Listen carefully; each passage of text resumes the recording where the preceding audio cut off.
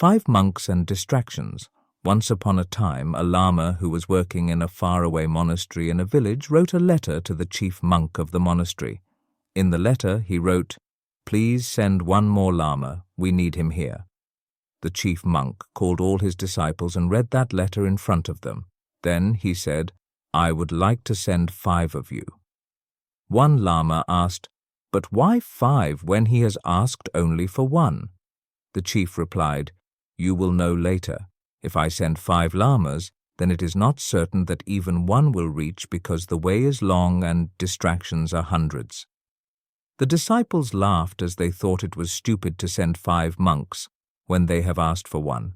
But the chief insisted and selected 5 monks and sent them. The next morning, their journey started. When they were passing by a village, a messenger came running to them and said, "Our priest has died, and we need a priest. A good salary and accommodation will be given by us." The village looked quite rich and prosperous, so one of them said, "I would like to stay here because that is true a Buddha's work. I am going to stay here. You 4 will be enough as only 1 is needed in the monastery." So 1 monk dropped there the next day as they were passing by the outskirts of the kingdom. The king, who was passing by them on horseback, looked at them and stopped. One young monk looked healthy and radiant. He said to him, "Wait, I am looking for a young man for my daughter to get married. I have been looking for a groom, and you seem to be exactly right. Are you ready to marry my daughter? I have only 1 daughter, and after marriage my whole kingdom will be yours." The young monk found this opportunity as good to settle and agreed to the king's request. He said goodbye to his friends and left with the king. Now 3 monks who were left became aware that the chief was right. The way is long and distractions are in hundreds.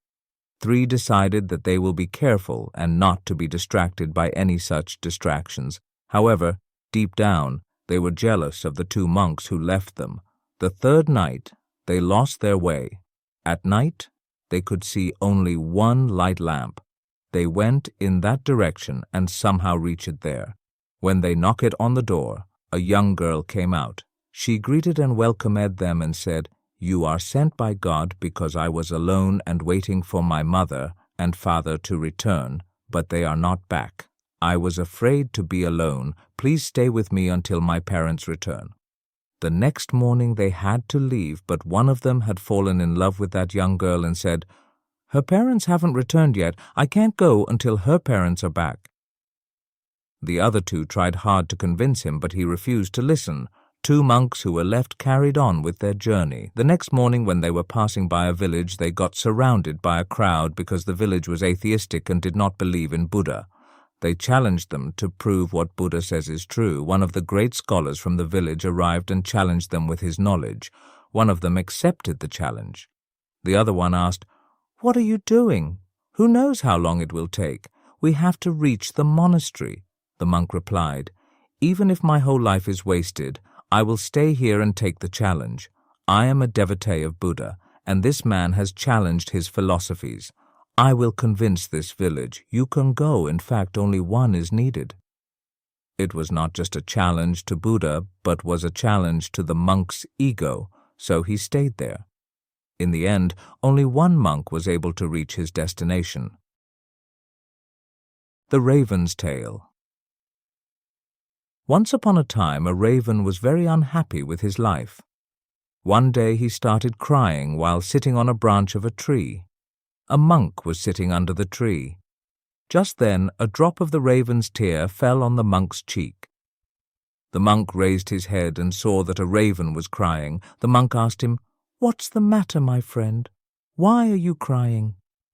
The raven said, "Oh, wise one, I am very upset with my life. No one loves me. People shoo me away in disgrace. No one gives me anything to eat. Everyone hates me. Death is better than such a life." Hearing the raven's words, the monk's heart was filled with compassion. He said to the raven, "My friend, we should learn to be happy in whatever condition we are in." But the raven did not understand the wisdom of the monk and kept on crying. Then the monk said, "Don't be upset. Tell me, what do you want to be? I can make you that with my mantra." The raven became happy and said, "O Blessed One, if you want to do me a favor, then please make me a swan." The monk said, "Okay, I will make you a swan, but first, go to a swan and ask him whether he is happy with his life or not. You go and find out. Till then, I wait for you here." The raven happily flew away to meet the swan. He saw a swan swimming in a pond. He went to the swan and said, "How beautiful you are! You are as white as milk. Everyone loves you. You must be the happiest bird in the world." The swan said to the raven with a sad heart, "No, my friend, I am not happy. There are so many beautiful colors in the world, but I don't have any color. White is a nothing color. I think the parrot must be the happiest bird in the world. He is so colorful." Hearing this, the raven flew away from there and reached the parrot. He said to the parrot, "Oh, parrot, you are so colorful and beautiful. You must be the happiest bird in the world." The parrot said to the raven with a sad heart, "No, my friend, I am not happy. You see, people keep parrots in cages. I am always afraid that someone may hold me and lock me in a cage. I think the peacock is the happiest bird in this world. He is also much more colorful than me." Hearing this, the raven flew around looking for a peacock. After searching for a long time, he finally found a peacock which was in a cage in a zoo. He saw that hundreds of people had gathered to see him. After the people left, the raven approached the peacock and said, "Dear peacock, you are so beautiful. Every day thousands of people come to see you and look at me. When people see me, they immediately shoo me away. I think you must be the happiest bird on the planet." The peacock replied sadly. He said, "I always thought that I was the most beautiful and happiest bird on the planet. But because of my beauty, I am entrapped in this zoo. When people pluck my colorful feathers to make decorative things, it hurts me a lot." The peacock took a deep sigh and said, "I am not happy, my friend." The raven was surprised to hear this from the peacock. He asked him, "If you are not happy, then whom do you think is the happiest bird in the world?" The peacock said, "I have examined the zoo very carefully, and I have realized that you, the raven, are the only bird not kept in the cage. People don't try to catch you and entrap you in cages. So for the past few days, I have been thinking that if I were a raven, I could happily roam everywhere, and I would be free." Hearing this, the raven flew away from there, and today, for the first time, he was feeling happy to be a raven. He came back to the sage and said, "Oh, wise one, I don't want to be anything. I am fine, but I am." Whatever happens, happens for the best. Once upon a time there was a king. He had a minister. The king's minister was very wise.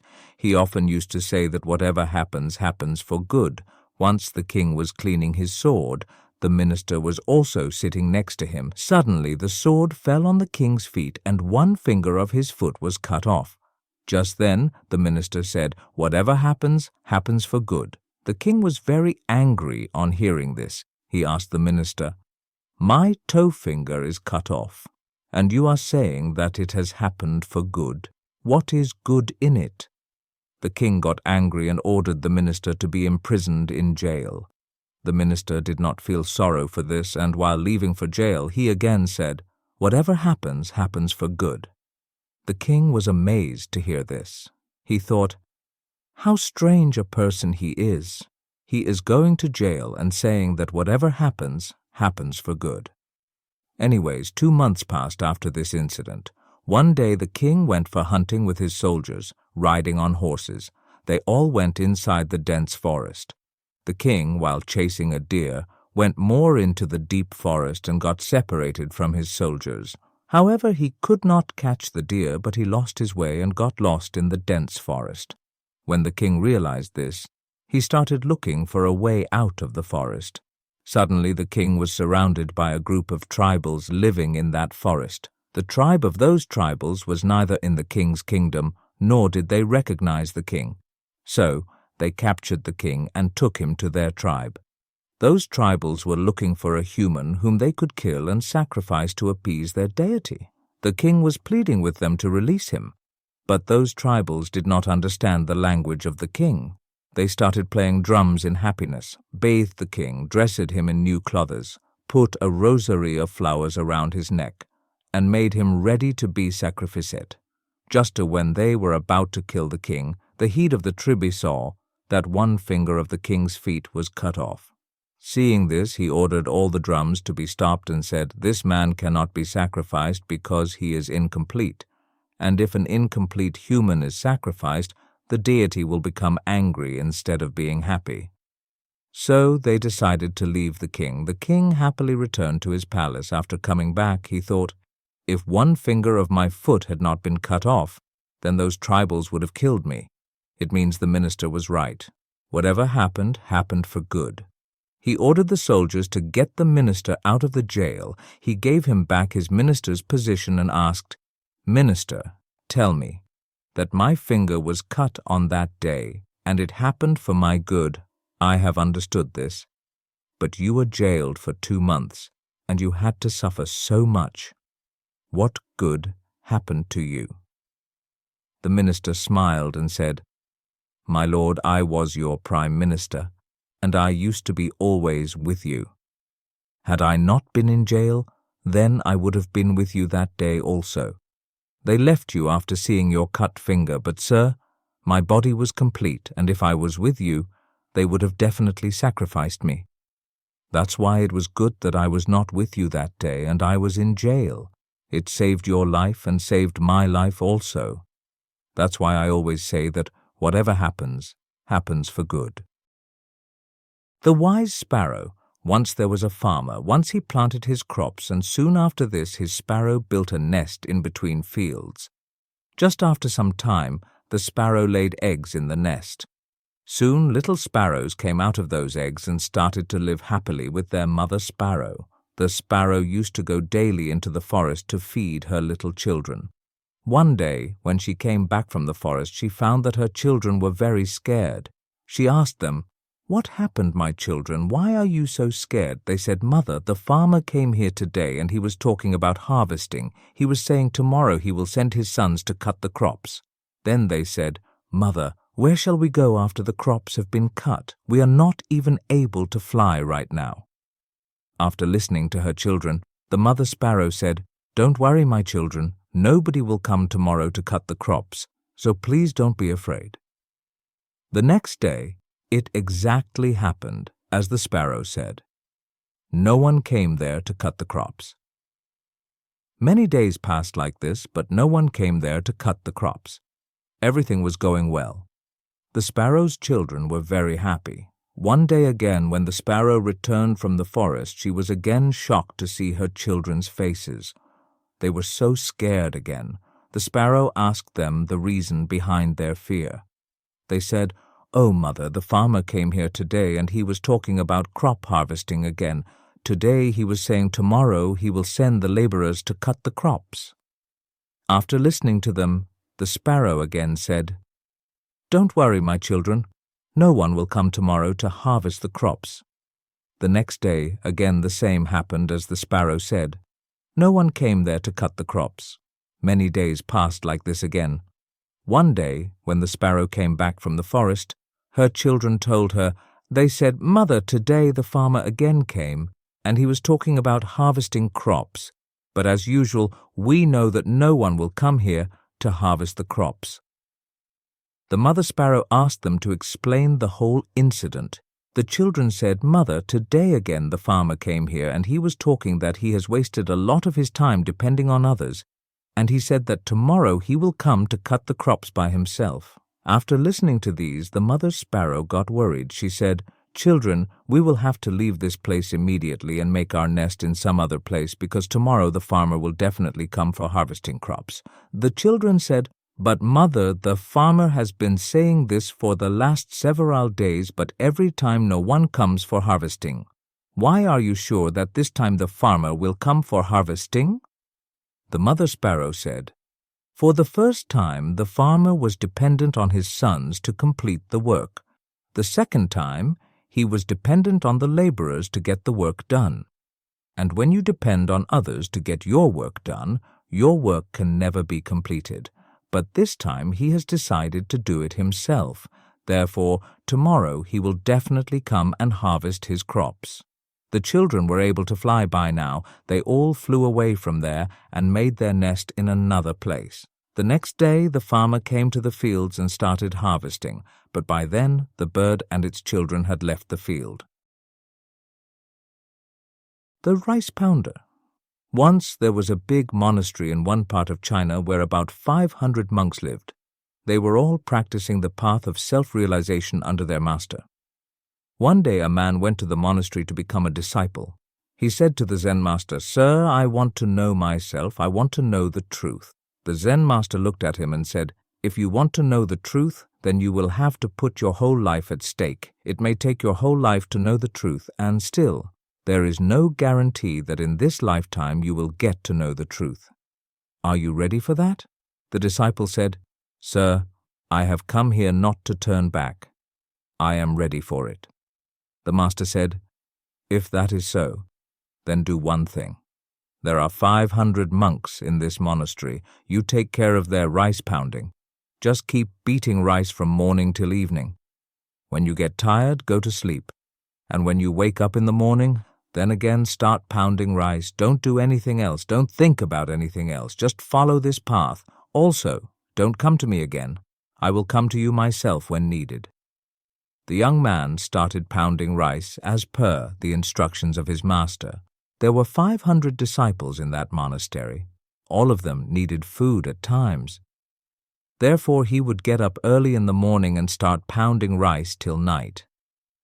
When he was tired, he would fall asleep in the same room where he was pounding rice. He would neither talk to anyone nor would anyone come to him to talk. For a few months while pounding the rice, all thoughts kept coming to his mind. But when the thoughts do not get a new subject, they also fade away on their own. Slowly and slowly his thoughts started to subside. After a few years, he even forgot his name. He would always keep mum and keep pounding rice in a thoughtless state. He would neither meditate nor read any scripture. The chief disciples of the monastery considered him fool and much inferior to them. 12 years passed by doing this. After 12 years, one day, Zen Master announced, "Now, my last time is approaching, and I have to choose my successor who will be the head of this monastery after me. Therefore, any of my disciples who has become self-realized should come and write a few lines near my door at night, few lines that cover all his experience." Many disciples thought of doing so. One of the chief disciples of the monastery went there and brought a few lines. He was very knowledgeable of Buddhist scripture. All the disciples considered him to be the possible successor of their master. He wrote, "Mind is like a mirror on which dust of thoughts and desires accumulates. To sweep away this dust is meditation, whose dust has been cleared and the mirror of the mind has become clear. He has attained salvation." When the master woke up in the morning and saw these lines, he got very angry and said, "Which idiot has written all this garbage on my wall?" The chief disciple kept silent. However, the lines he wrote were full of wisdom, but it was all bookish knowledge. The chief disciple was very clever. He wrote the lines but did not sign below because he himself was not sure about it, whether it is right or not, since he was not self-realized. The master completely rejected those lines. Everyone was surprised to see this. This incident became a topic of discussion in the entire monastery. 2 disciples, while talking on this topic, passed by the disciple who had come here 12 years ago and used to pound rice day and night. He laughed gently after listening to the discussion of both of them. Both the disciples asked him, "Why are you laughing?" They asked him because that responder was a very insignificant monk in their opinion. No one had ever seen him reading scripture or meditating. Everyone considered him to be a fool who just keeps pounding rice. There were great scholars in that monastery, and that rice pounder did not even mean anything to them. That's why they were amazed to see him smile. They again asked him, "Why did you laugh?" The rice pounder said, "I laughed because the master is saying right. All these lines are garbage. These lines have no value." Those disciples were shocked.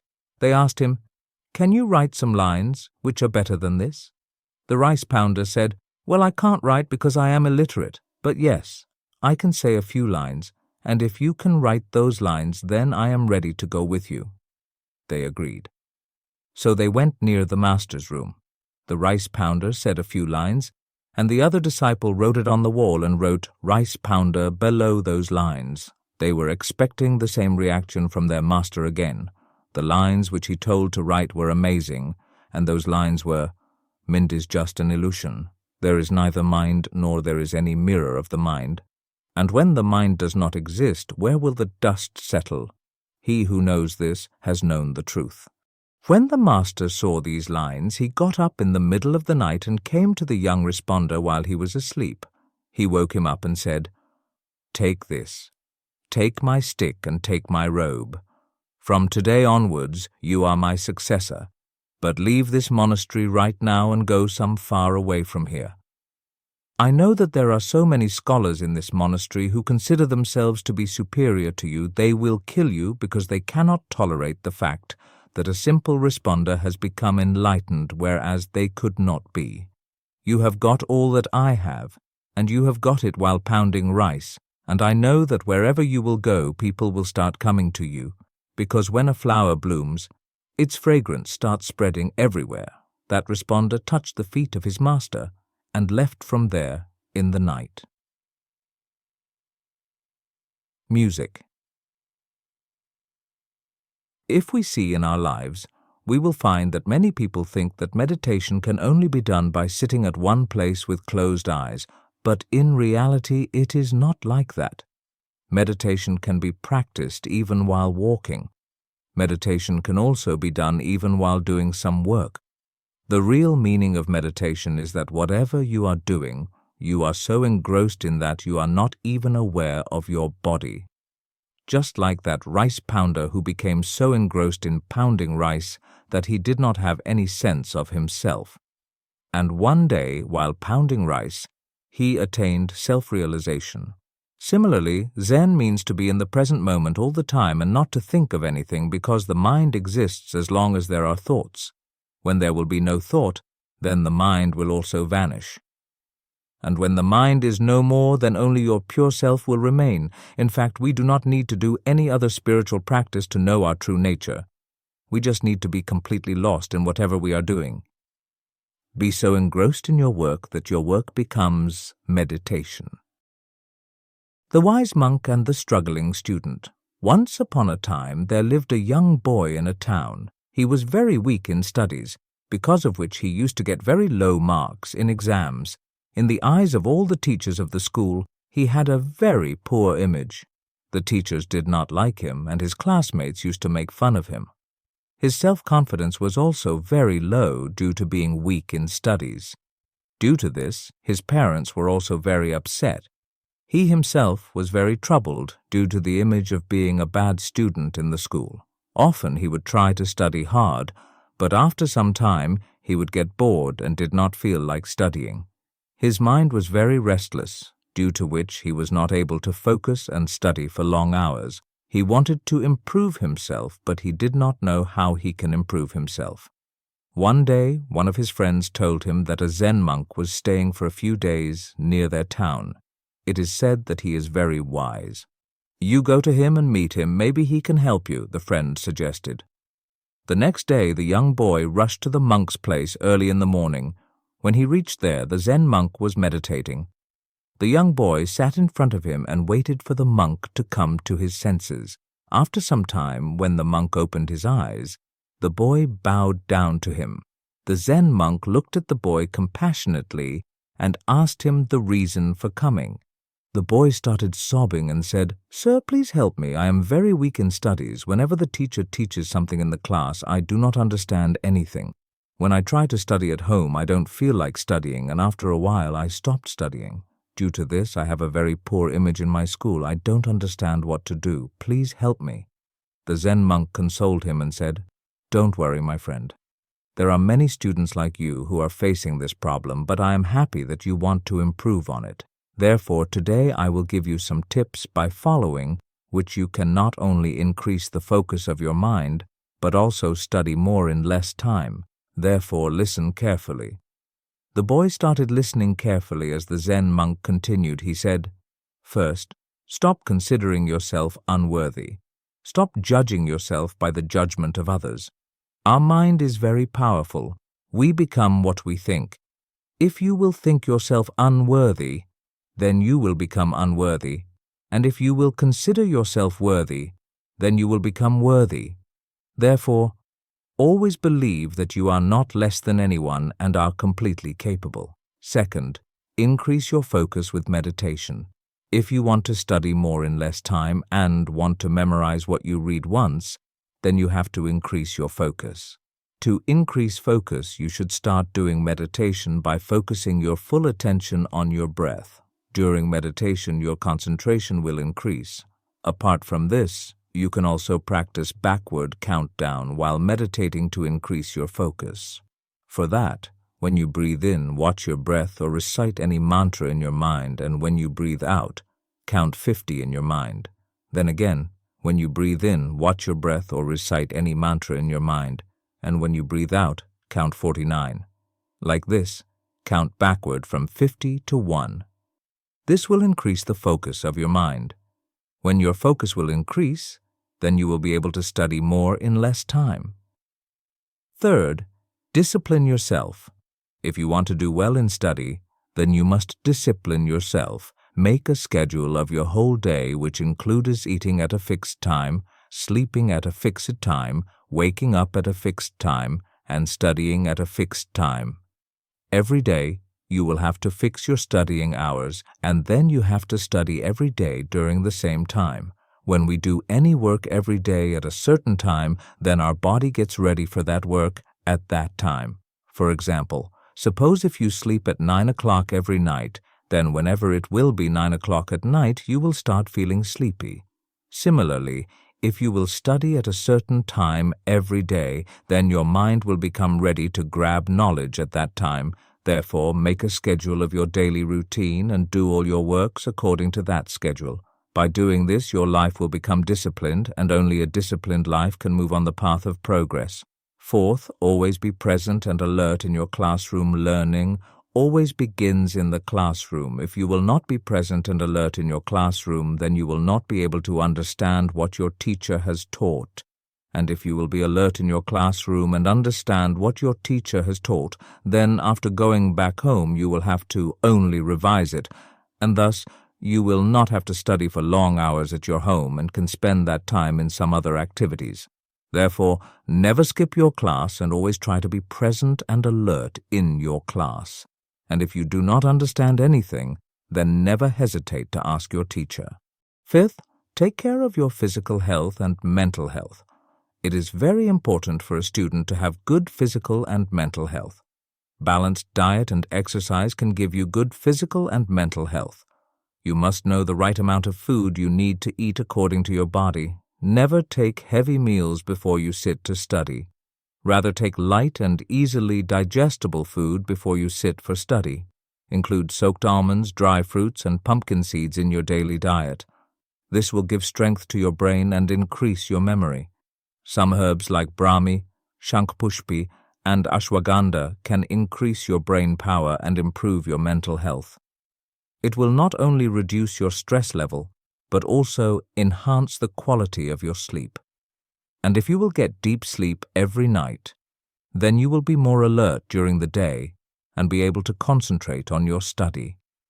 Apart from that, you must exercise every day for at least 30 minutes. It will keep you physically fit and active. Therefore, taking a balanced diet, exercising, and including some nuts and herbs in your diet can improve your physical and mental health. If you will have good physical and mental health, then you will definitely be bright in studies. Sixth, minimize distractions and take short notes of what you study. Picking a good place to study can be the first step in keeping yourself focused on your study. Therefore, Find a suitable place which is quiet and free of distractions for everyday study. Let your family members know when you are studying and ask them to give you space and be quiet. This will help you focus more on your study. Keep your mobile phone on silent mode or turn off notifications. Try not to study sitting on the bed because the bed is used mostly for sleeping or resting. And then we study while sitting on the bed. We start feeling sleepy. Therefore, always try to study while sitting on a chair and table. If you get tired while sitting for a long time, then take a short break for a few minutes. During that break, you can listen to any song, walk for some time, do meditation, take a light snack, or do any other work that refreshes you. After taking a break, when you sit down to study again, you will find that you are able to grasp easily what you read. While studying, do not forget to make short notes. Notes can help store information in your long-term memory. Written notes are remembered longer than what we read, and this will also make it easier for you to do revision at the time of your exams. After seeing this, the Zen monk looked at the young boy and said, "My friend, if you follow these tips, then you will be able to increase your focus and progress well in your studies. And apart from that, you will also be able to secure good marks in your exams." Then the monk became silent. The young boy promised to the monk to implement all those tips in his life which were told by him. Then he bowed onto the monk and left from there. The lion cub raised by sheep. One day a lioness died while giving birth to a cub. At that time a herd of sheep was passing by and the lion cub accidentally joined them. The sheep also accepted him as one of their own, and so the cub was brought up by the sheep. While living with the sheep, the lion cub believed himself to be a sheep. Since he was growing up among sheep, it was natural for him to live like them.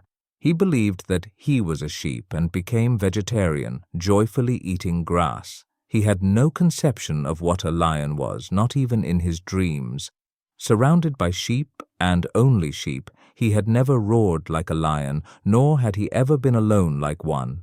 With the passage of time, the cub started growing up, becoming a beautiful young lion. The sheep became accustomed to him, just as he became accustomed to the sheep.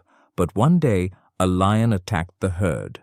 When he saw this young lion among the crowd of sheep, he could not believe his eyes. He had never seen such a thing. He was astonished to see a young lion grazing among the sheep, and neither were the sheep afraid of the lion, nor were they aware that a lion was among them. He forgot his intention to catch a sheep and decided to capture the young lion to find out what was happening. The lion attacked the flock to capture the young lion. Seeing him, all the sheep started running to save their lives, and the young lion also ran away to save his life. Although it was difficult to get hold of the young lion, somehow the lion caught him. The lion said to him, "You idiot, why are you escaping from me?" The young lion was crying and weeping, saying, "Please leave me, I am a poor sheep, please let me go." He was shivering with fear and bleeding like a sheep. It did not take long for the lion to understand the whole matter. The lion pulled him towards the lake, and the young lion was resisting and reluctant to go. He tried not to go there, scared of death, crying and weeping. But the lion would not allow him. He pulled him and took him to the lake. The lake was silent like a mirror. The lion forced the young lion to look into the water. The lion said to the young lion, "Just look. Look at my face and look at your face. Look at my body and look at your body in the water." The young lion saw in the lake with tearful eyes, and as he saw himself in that lake, he was astonished. For the first time he saw that he did not look like a sheep, but looked like a lion. He understood that, in reality, he was not a sheep, but a lion. And within a second, there came a great roar. Hearing his roar, the whole forest trembled. The sheep disappeared.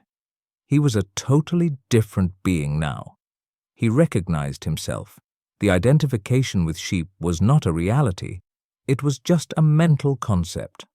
Now that he had seen the reality, the young lion could feel a strange energy he had never felt before, as if it had been dormant. He could feel a tremendous power, and he had always been a weak, humble sheep. All that humbleness, all that weakness, simply evaporated. God's plan. Once upon a time, a ship caught in a storm in a sea. The ship got destroyed, and all the passengers on it were drowned in the sea except one man. By the grace of God, he survived somehow and came to the shore of the sea. After some time, when he regained consciousness and opened his eyes, he found himself alone on a desolate island. As soon as the man woke up, he started praying to God and said, "Oh God, please help me. Please send me some help." Days passed, but no help came for him. He spent his nights sleeping on the beach. The next day, when he woke up, he prayed to God again. But still, no help came. A few days passed like this, and by now he had totally given up, taking the life of the desolate island as his fate. The man started to collect some wood and grass and made a hut for himself. He collected things from the broken ship and kept them in the hut. He started surviving by eating coconuts and fish on the island, staying in the hut and spending his days. One day he lit a fire and went to fetch food. When he returned, he saw that his hut was on fire. He was very sad due to the destruction of his only shelter. In anger, he raised his head toward the sky and started complaining to God, saying, "Oh God, I told you to send me some help, but you did not listen to my prayer. I had built a hut here to live, and you burned that too. You are very cruel." He was very disappointed and kept complaining to God till night, and then he fell asleep on the sea beach. In the morning he was woken up by a noise, which was very loud. When he opened his eyes, he saw that a ship had come to shore. He could not believe his eyes. He was very happy that help had finally come to him. He got on the ship, and the ship started sailing. After getting on the ship, the man asked the captain of the ship, "How did you know that I am stranded here on this deserted island?" The captain replied, "We saw a fire signal sent by you coming from the island. We understood that there is someone on the island. That's why we came here." The man said, "But I did not send any fire signal." The captain said, "But we have come here only after seeing the fire signal." Just then, the man remembered his burning hut. He understood that the fire signal which the captain was talking about was his burning hut. He understood that it was God's plan to get him out of the deserted island by putting his hut on fire. He understood that God's plan is bigger than his plan for himself, and he started thanking God. The medicine for anger. Once upon a time, Buddha was sitting with his disciples. One of his disciples asked him, "Lord, how can we control our anger?" Buddha said, "I'll tell you a story. By listening to this story, you will learn to control your anger." And the story goes like this. Once upon a time, there lived a quarrelsome lady in a village. She used to get angry over little things. In anger, she used to say a lot of abusive words. And when her anger subsided, she would feel very sorry. Her whole family was upset because of this habit, and there was always an atmosphere of quarrel in her family. One day, a sage came to the door of that woman asking for alms. The woman told her problem to the monk. She said, "Oh, wise one, I get angry very quickly. I could not control my anger even if I wanted to. Tell me some solution so that I can control my anger." The monk took out a small bottle of medicine from his bag and gave it to her. He said, "Take this. This is a medicine of anger. Whenever you get angry, put 4 drops of the medicine on your tongue and keep it in your mouth for 10 minutes. Do not open your mouth for 10 minutes, otherwise the medicine will not have any effect." Saying this, the monk left from there. The woman started using the medicine as per the instructions of the monk. In just 7 days, she lost her habit of getting angry. After 7 days, when the monk again came to her door, the woman fell at his feet and said, "Oh, wise one, your medicine has done wonders for me. I don't get angry now because of taking your medicine, and there is an atmosphere of peace in my family too." Hearing her words, the monk smiled and said, "Daughter, There was no medicine in that vial. In fact, it was filled only with water. You have not controlled your anger by this medicine, but you have controlled your anger by keeping quiet. After telling the story, Buddha said that anger can only be controlled by keeping quiet because an angry person speaks abusive words which sparks controversy. So, the cure for anger is only silence. The worth of a human life. Once upon a time, a man went to Gautama Buddha and asked, "Oh Lord, please tell me, what is the worth of human life?" asked the man. Gautama Buddha smiled and gave him a shining stone. He said, "First, go and find the worth of the stone. Go to different shops in the market and tell them that you want to sell this stone, but remember, don't sell the stone in any case." The man got puzzled with Buddha's reply, but without saying anything, he took the stone and went to the market. First, he went to an orange seller and asked him about the worth of the stone. The orange seller took the stone in hand, looked at it, and replied, "I will give a dozen of oranges for the stone." The man took the stone back and went to a vegetable vendor and asked him the same question. The vendor also took the stone in hand, looked at it, and said, "Take a sack of potatoes and leave this shining stone." The man was still not satisfied with all these answers, so he kept going on. Next, he went to a goldsmith and showed him the stone. The goldsmith was amazed by the shine of the stone and said, "Sell me the stone for 1,00,000 gold coins." The man was surprised to hear this offer, but he refused this offer. The goldsmith then got ready to pay him 5,00,000 gold coins. The man said, "My teacher has told me not to sell this stone to anyone." Finally, the man went to a diamond merchant and showed him the stone. When the diamond merchant saw this beautiful and shining stone, he could not believe his eyes. He was mesmerized by the beauty of the stone. The diamond merchant firstly laid down a red velvet cloth and then placed that stone on it and bowed before it. Then he asked the man, "Where did you find this precious stone?" Then he said, "Even after selling the whole world, we cannot estimate the worth of this ruby stone. This is priceless and invaluable." The man got puzzled with the variety of experiences he just had with different people and went straight back to Lord Buddha. Then he narrated his story to Buddha and asked him, "Lord, please tell me now, what is the worth of human life?" Buddha smiled and replied, "You see, my friend, the orange seller quoted 12 oranges for the stone. The vegetable vendor said 1 sack of potatoes. The goldsmith valued the stone at 5,00,000 gold coins, and finally, the diamond merchant said that this stone is invaluable. The same is true for human life. In fact, you are a gem, but people around you will value you according to their status, knowledge, and capacity. But do not worry, as this world will also identify and find your true value one day."